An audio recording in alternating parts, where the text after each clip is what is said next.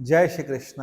गीता का 44वां श्लोक, दूसरा अध्याय, जहां पर भगवान ने एक बात इंगित करी है और वो इंगित करी है भोगियों के लिए।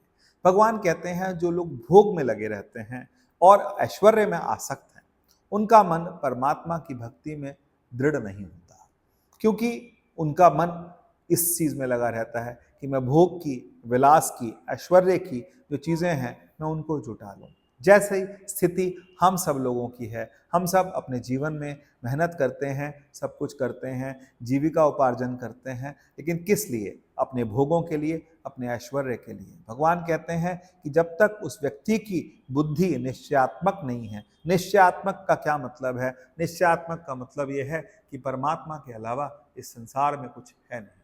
परमात्मा के अलावा, भगवान के अलावा इस संसार का कोई सार नहीं है। भगवान ही परम आश्रय है। ऐसा मान करके जब कोई भक्त बैठता है तो उसका निश्चय दृढ़ हो जाता है। परंतु यदि हमारी आंखों में भोग और विलास ही पड़ा रहेगा तो फिर भगवान हमारे लिए जिसको हम बोल सकते हैं, इंग्लिश में बोलें तो सेकेंडरी है, हमारे लिए प्राइमरी नहीं है। यही बात भगवान भी कहना चाहते हैं कि जो लोग भोगों में लगे हुए हैं, ऐश्वर्य में लगे हुए हैं, उनको भगवान से कोई मतलब नहीं है। भगवान के जो तत्व रूप है, क्योंकि भगवान का जो स्वरूप है वो तात्विक है। तात्विक का मतलब तत्व से यदि मनुष्य भगवान को जानता है या भगवान को जानने की चेष्टा करता है या परमात्मा के नजदीक जाने की कोशिश करता है, तभी वह परमात्मा को प्राप्त करता है। अन्यथा भोग विलासों में जीवन निकल जाता है। तभी शंकराचार्य भी कहते हैं कि पुनरपि जननम पुनरपि मरणम पुनरपि जननी जठरे शयनम। मनुष्य